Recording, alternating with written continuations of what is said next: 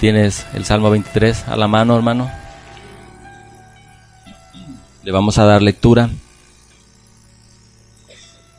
Una vez más, estamos en la semana 13 de esta serie. No hemos avanzado mucho en el Salmo, hermanos, pero Dios nos ha bendecido mucho. Salmo 23, dice la Escritura: Jehová es mi pastor, nada me faltará. En lugares de delicados pastos me hará descansar. Junto a aguas de reposo me pastoreará, confortará mi alma. Me guiará por sendas de justicia, por amor de su nombre. Aunque ande en valle de sombra de muerte, no temeré mal alguno, porque tú estarás conmigo. Tu vara y tu cayado me infundirán aliento. Aderezas mesa delante de mí en presencia de mis angustiadores. Unges mi cabeza con aceite, mi copa está rebosando. Ciertamente el bien y la misericordia me seguirán todos los días de mi vida, y en la casa de Jehová moraré por largos días. Hasta ahí, hermano. Hasta ahí. Si tú eres un verdadero cristiano, te habrá sucedido esto que te voy a platicar.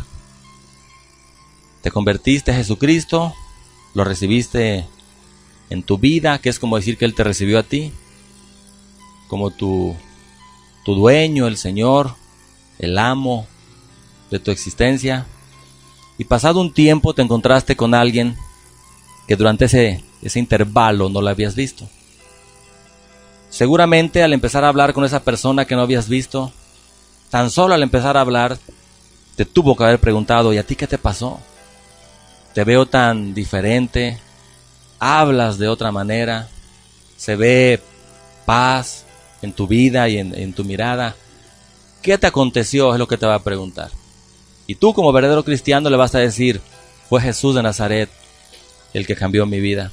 Él perdonó mis pecados, Él me dio una vida abundante, una paz que yo no conocía, y le vas a dar toda la gloria y toda la honra al que lo merece. ¿Es así o no es así, hermano? Si te ha pasado alguna vez, sabes de lo que estoy hablando.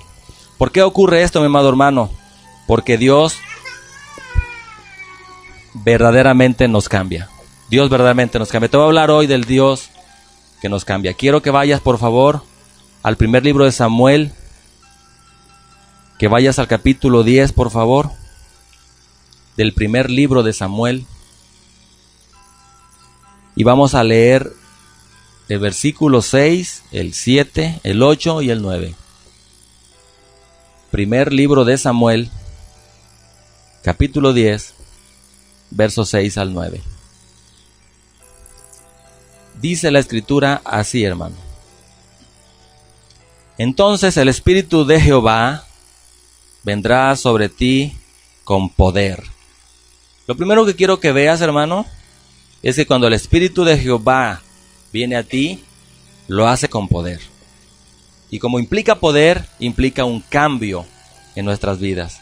Y profetizarás con ellos y serás mudado en otro hombre. Mira, serás cambiado en otra persona. Verso 7.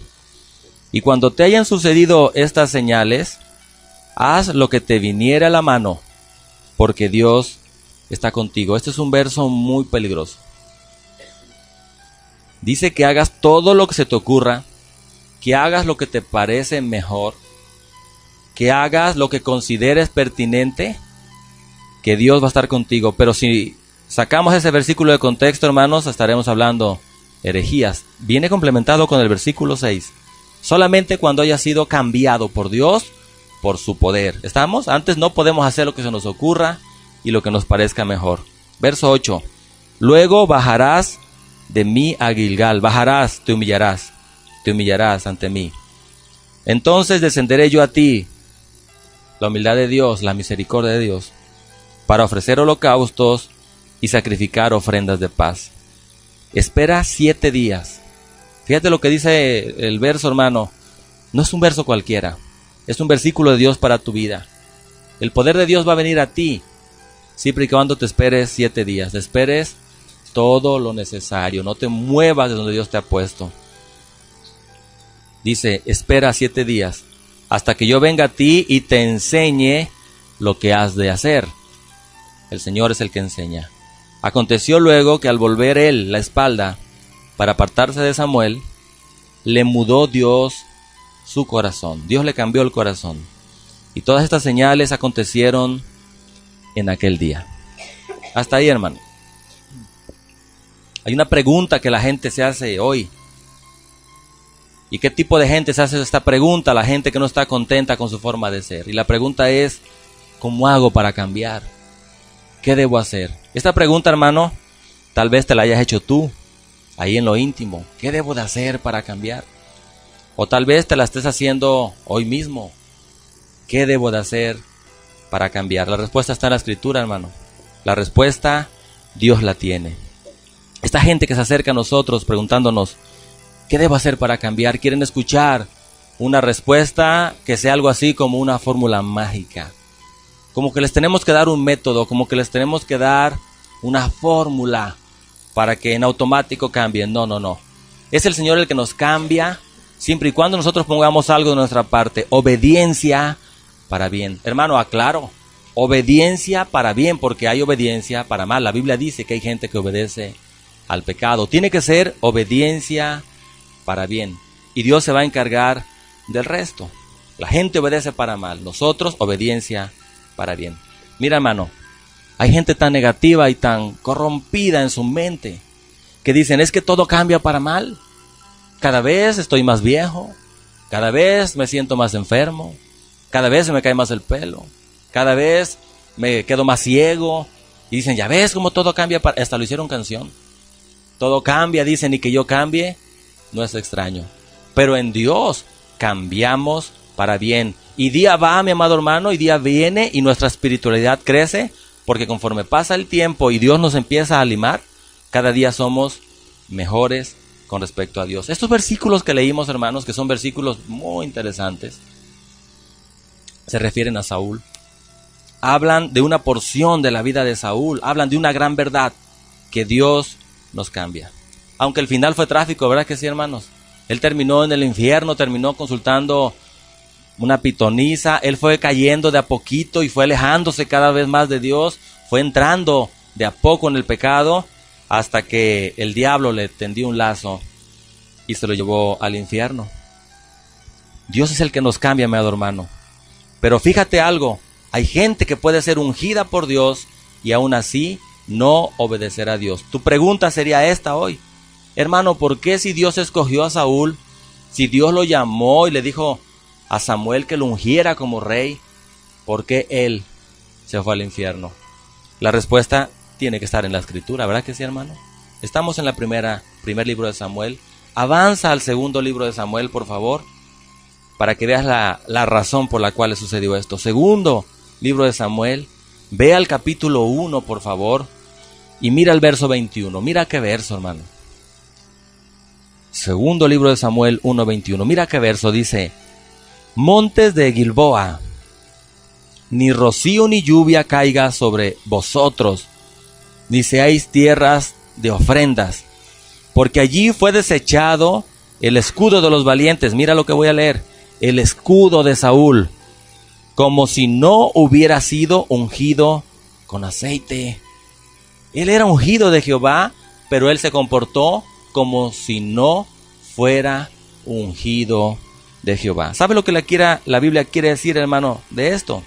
Es que nosotros, usando nuestro libre albedrío, podemos irnos al infierno y podemos perder nuestra alma. Algo así como que en lugar de decidir ir y obedecer la voz de Dios, no lo hagamos. Te lo pongo en español, hermano. Eso de que él era ungido, pero se comportó, dice aquí, fue desechado como si no hubiera sido ungido con aceite. ¿Qué quiere decir esta parte de la Biblia, hermano? Como si pudiendo decidir tener victoria en su vida, él hubiera escogido la derrota. Como si pudiendo ir para arriba, él dijera, no, yo quiero ir para abajo. Como si pudiendo tener paz en su corazón, él voluntariamente se esforzó por tener rencores.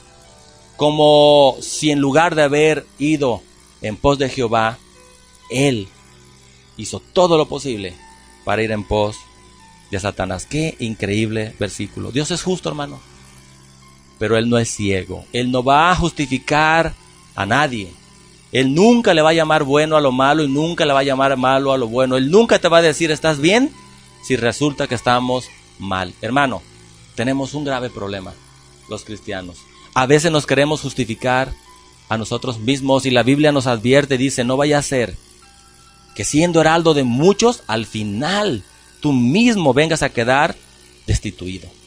Heraldo es alguien que predica, es alguien que decreta, es alguien que pregona. Y dice la Biblia que nosotros podemos predicar, pregonar, y que es posible que al final, siendo heraldo de muchos, al final nosotros vengamos a quedar destituidos de la gloria de Dios. Nosotros vamos a perder, hermano, si así lo decidimos, pero no va a ser por falta de consejo bíblico, no va a ser por falta de consejo de Dios, nos vamos a perder porque voluntariamente querramos hacerlo. El cristiano muchas veces mira hacia adentro y dice, todo está muy bien en mi vida, cuando resulta que por ahí podemos tener cosas malas. Estamos hablando del Dios que nos cambia. ¿Y qué tanto Dios nos cambia, hermanos? ¿O de dónde Dios nos sacó? Vea tu Biblia, por favor. Efesios, capítulo 2, versos 1 al 3. Efesios, capítulo 2, versos del 1 hasta el 7 vamos a leer. Fíjate lo que dice la Escritura. Y Él os dio vida a vosotros cuando estabais muertos en vuestros delitos y pecados. Hermano, hermana, dice que estábamos muertos en delitos y pecados. ¿Cómo? Yo pensé que por haber llegado virgen al matrimonio no era yo tan pecaminoso o pecaminosa. Yo pensaba que como fui fiel toda la vida y eduqué bien a mis hijos y trabajé para ellos, yo pensé que no era tan pecaminoso. Muertos en delitos y pecados. Verso 2, en los cuales anduvisteis en otro tiempo, siguiendo la corriente de este mundo, conforme al príncipe de la potestad del aire. Pero hermano, yo nunca robé, estabas bajo la potestad del príncipe del aire, el espíritu que ahora opera en los hijos de desobediencia. Éramos hijos de desobediencia, entre los cuales también todos nosotros vivimos en otro tiempo en los deseos de nuestra carne. Yo pensé que porque yo no tomé alcohol, era menos pecador que los adúlteros. A ver, ¿qué dice aquí? Entre los cuales también todos nosotros vivimos en otro tiempo en los deseos de nuestra carne, haciendo la voluntad de la carne y de los pensamientos, y éramos por naturaleza hijos de ira, lo mismo que los demás. Y nos sentíamos buenos, ¿verdad, hermano? Incluso nos hablaron de Cristo y dijimos, ¿pero para qué si yo no soy malo? Hijos de ira, hijos de desobediencia. Verso 4, pero Dios, que es rico en misericordia por su gran amor con que nos amó, aun estando nosotros muertos en pecados, nos dio vida juntamente con Cristo. Por gracia sois salvos. Y juntamente con Él nos resucitó y asimismo nos hizo sentar en los lugares celestiales con Cristo Jesús. Gracias a Dios por su amor, para mostrar en los siglos venideros las abundantes riquezas de su gracia en su bondad para con nosotros en Cristo Jesús. Mi amado hermano, estos versos no son exagerados y para nada son ofensivos.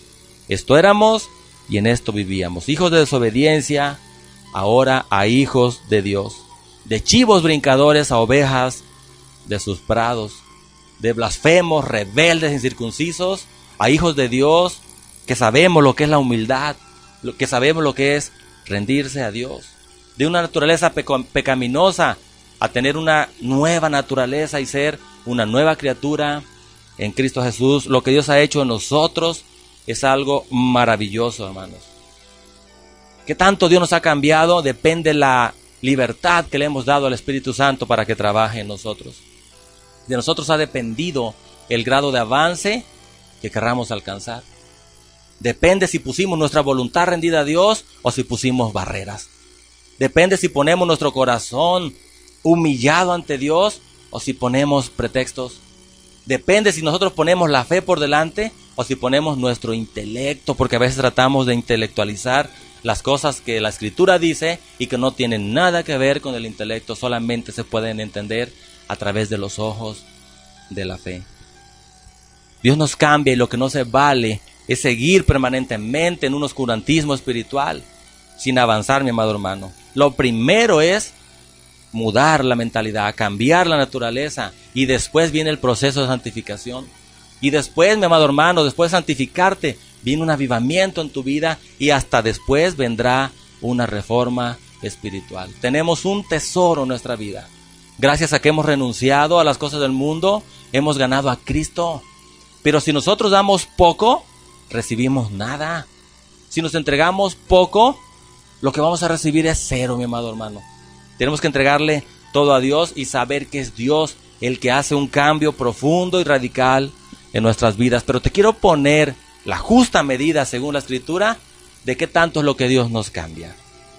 Porque nuestra mente, escucha bien, tienes 3 enemigos. La mente que te dice, no estoy tan mal, no estoy como cuando entré a la congregación. No escuches esa voz, es de la mente. O el corazón nos dice, pues ahí la llevas, no hay prisa, nadie puede negar que has cambiado. No escuches esa voz, es del corazón, y el corazón es perverso. Mi amado hermano, lo que el corazón piensa que es recto son caminos chuecos y de perdición. Hay un tercer enemigo, la voz interior, que te dice, con calma, si hoy Cristo viene, te vas con Él porque has ido cambiando. Esa es la voz interior, hermano. En aquel día no vamos a escuchar, en el día del juicio, la voz interior. No vamos a escuchar la voz de la mente ni la voz del corazón. Vamos a escuchar la voz de Jehová, que va a decir, apartaos de mí. Bueno, no va a decir apartaos porque Él no habla en idioma Reina Valera. Él va a decir, apártate de mí, hacedor de maldad. Al lago de fuego que preparé para el diablo y sus ángeles. Es una voz de trueno, no es la voz interior. O Él va a decir con una voz dulce, entra al gozo de tu Señor. Bien hecho, buen siervo y fiel. No se va a escuchar la voz interior, no se va a escuchar la voz de la mente y no se va a escuchar la voz del corazón. Solamente la voz de aquel que juzga a vivos y a muertos. Hermano, Dios cambia, y cuando Dios nos cambia es de una forma radical. No existen términos medios, es una gran mentira. Te lo voy a demostrar con la Escritura. Romanos capítulo 12, por favor. Versos 1 y 2. Romanos capítulo 12, unos versículos tan conocidos, pero tan poco vividos. Romanos capítulo 12, versos 1 y 2. Mira lo que dice la Escritura. Así que, hermanos, os ruego por las misericordias de Dios, que presentéis vuestros cuerpos en sacrificio vivo. Vivo para Dios, ¿verdad, hermano? Y muerto al pecado. Santo, agradable a Dios, que es vuestro culto racional. ¿Cuántas veces habremos leído esta porción? No os conforméis a este siglo, sino transformaos por medio de la renovación de vuestro entendimiento, para que comprobéis cuál sea la buena voluntad de Dios, agradable y perfecta. Fija tus ojos en el verso 2, por favor. Y fija tus ojos donde dice transformaos. Esa palabra transformaos en el original significa metamorfosis. Esa palabra adquiere otra dimensión en nuestro vocabulario. Metamorfosis significa, mi amado hermano, como algo sobrenatural. Fue como algo espectacular. A ver si me explico. Es algo tremendo, es un cataclismo en nuestra vida. Es una revolución, es un impacto poderoso de parte del Espíritu de Dios en nuestro interior, y no es suave, es un impacto fuerte. De tal forma que nosotros estábamos en el Edén, a imagen y semejanza de Dios, y nos fuimos hasta Egipto a imagen y semejanza del pecado. Dios nos sacó de Egipto para que vayamos a la tierra prometida donde fluye leche y miel. Y en ese camino es el camino de la metamorfosis. Lo vemos claramente y lo entendemos. Un gusano deja de ser gusano para ser mariposa y decimos, pero qué bonita transformación. Y a veces no lo practicamos en nuestra vida y no lo vivimos. De chivos brincadores a ovejas de sus prados. De blasfemos y rebeldes a ser gente que Dios nos ha cambiado el léxico. Ha puesto en nuestra boca un cántico nuevo, alabanza a nuestro Dios. El cambio tiene que ser un cambio radical, mi amado hermano. Y el cambio empieza en la mente, destruyendo argumentos que el enemigo nos ha querido poner ahí. ¿Cómo sé hasta qué punto Dios me ha cambiado, hermano? Te voy a poner un examen fácil y rápido. Un parámetro fácil de entender. La pregunta es, ¿Dios le gustaría estar en tus zapatos? Si Dios estuviera en tus zapatos, Él se gozaría de lo que tú haces, de lo que tú ves, de lo que tú hablas. Él se gozaría de tus pensamientos o se avergonzaría. De tu respuesta es el tamaño del cambio que le has permitido a Dios hacer. El cambio es metamorfosis, un cataclismo, un impacto poderoso de parte de Dios en nuestro interior que nos ha hecho unas criaturas total y absolutamente diferentes. ¿Dios cambia o no cambia, hermano? Dios nos cambia. Dios nos cambia. Lo único que tenemos que poner es nuestra voluntad rendida a Él. Vuelvo al ejemplo de Saúl. Fue un hombre ungido por parte de Dios, bendecido de parte de Dios, y él se portó como si nunca hubiera sido ungido. Y el varón, hermanos, profetizó. Dice la Biblia que Dios le cambió el corazón, que Dios le mudó el corazón, y lo creo. Pero ¿sabes qué fue lo que él nunca cambió y nunca mudó? Su mentalidad. Cuando él se vio ante circunstancias adversas y a punto de establecer una guerra en contra de los filisteos, él dudó, porque su mente seguía siendo una mente carnal. Y él ofreció un sacrificio cuando a él no le correspondía, y él fue desechado de parte de Dios. Si te comparas con ese gusano que es cambiado en una preciosa mariposa, mi amado hermano, ¿cómo estaríamos? ¿Parecemos gusanos todavía hoy? ¿Ya tenemos forma de mariposa? ¿O ya volamos libres? Y la gente puede decir, wow, qué precioso es el cambio que Dios operó en él. La respuesta la sabes tú y la sabe Dios. Una semana estamos hablando acerca del Dios que nos cambia. Y hablaremos 2 semanas más para ser confrontados con la Escritura. Vuelvo a leer este versículo que leímos al principio. Primer libro de Samuel, capítulo 10, verso 6. Entonces el Espíritu de Jehová vendrá sobre ti con poder, y profetizarás con ellos, y serás mudado en otro hombre. Serás cambiado, serás transformado. Yo te he dicho hoy de parte de Dios, mi amado hermano, que si lo puedes ver y entender en la naturaleza, créemelo, es mucho más fácil verlo, entenderlo en lo espiritual, y sobre todo es más fácil vivirlo en lo espiritual que entenderlo según la naturaleza nos permite ver. Amén, mi amado hermano. ¿Qué tanto Dios te ha cambiado? No lo sé. ¿Qué tanto la voz interior te dice, ahí la llevas, ahí vas? No te afanes. Falta mucho tiempo. Necio, dice la Escritura. Esta noche viene a pedir tu alma. Avanza de a poquito, pero no avances lento. Avanza de a poquito, pero no lento. Da pasos chiquitos, pero firmes, y verás que al final del día habrás avanzado un tramo grande. Avanza de a poquito, pero no lento. Y no te estanques, porque estancarse es sinónimo de retroceder. Amén, mi amado hermano. Ponte de pie, por favor. Anhelo, deseo que este versículo que leímos de Samuel, capítulo 10, se aplique en tu vida. Que el Espíritu de Jehová ya haya venido sobre ti, que te haya mudado en otra persona para que puedas profetizar. Y tú dirás, hermano, yo nunca voy a ser profeta, no es el llamado. Profetizar significa anunciar las maravillas que Dios ha hecho, pero anunciarlo con una vida cambiada. Amén. Cierras tus ojos. Gabriel, Gracias, Señor. Tu palabra, tu palabra, tu palabra nos acarrea un compromiso. Basta con abrirla y leer un versículo. Nos acarrea un compromiso. Saúl fue ungido, pero se portó como si nunca hubiera sido ungido. Él decidió para abajo y no para arriba. Qué increíble. Él decidió Satanás y no Cristo. Qué duro. Gracias por tu palabra que nos exhorta, nos advierte, nos edifica, nos consuela. A veces somos necios, se nos olvida que esta noche pueden venir a pedir nuestra alma. Y esa voz interior, que es una voz satánica, que dice: ahí vas bien.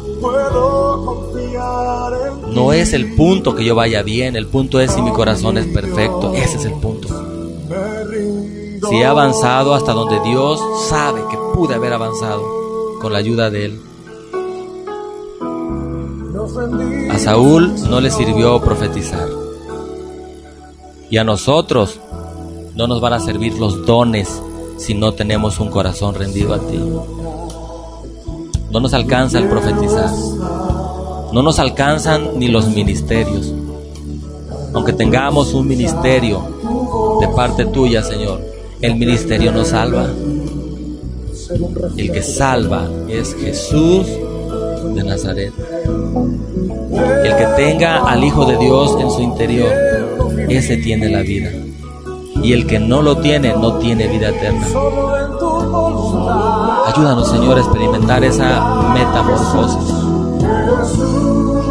ese golpe del Espíritu poderoso que hace que nuestro corazón sea mudado, sea cambiado, transformado, pero que nuestra mente sea renovada. Un corazón mudado con una mente retorcida es una incongruencia. Tienen que ser las dos cosas. Ayúdanos, Señor. Yo sé que aquí hay gente que en verdad quiere avanzar y hay gente que se ha conformado en estar cómodamente instalados. Qué gran verdad. Los primeros, impúlsalos, Señor, porque ellos están dispuestos a dejarse impulsar. Los segundos, Señor, despiértalos, porque ellos hoy han decidido comodidad. Es tan cómodo, como dice ese canto, es cierto. Qué fácil fue decirle un día al Señor: te recibo en mi corazón, pero nunca le dimos esa libertad que tú pides, Señor, para obrar. Impactados por el Espíritu Santo. Eso o nada. Das poco, recibes nada. Te entregas poco, recibes cero. Señor, por favor, Espíritu Santo, si no eres tú, nadie puede hacer esa obra en nosotros.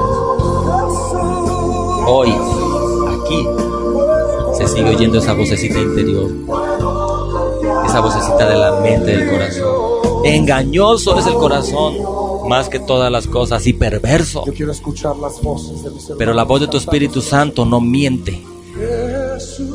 Si tan solo nos abrimos, decimos: Señor, aquí estoy, es cierto, me falta. Me choqué de estar así. Ya me harté de estar así. No soporto más estar así. Gracias por tu palabra, Señor. El que no anhela no alcanza. El que no desea no recibe. El que no toca no se le abre. Y el que no busca no encuentra. Gracias, Señor, por tu palabra. Queremos seguir avanzando. La clave no está en llegar a la cima. No es así. La clave está en nunca dejar de subir. Que no dejemos de subir. Queremos seguir avanzando. Nunca lo vamos a alcanzar todo. Pero la clave está en nunca dejar de mover los pies hacia adelante. Obedientes para el bien. Porque hay mucho que es obediente para el mal. Gracias, Señor.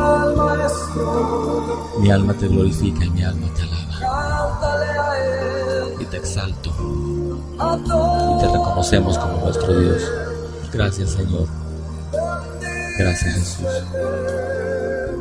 Amén, Jesús.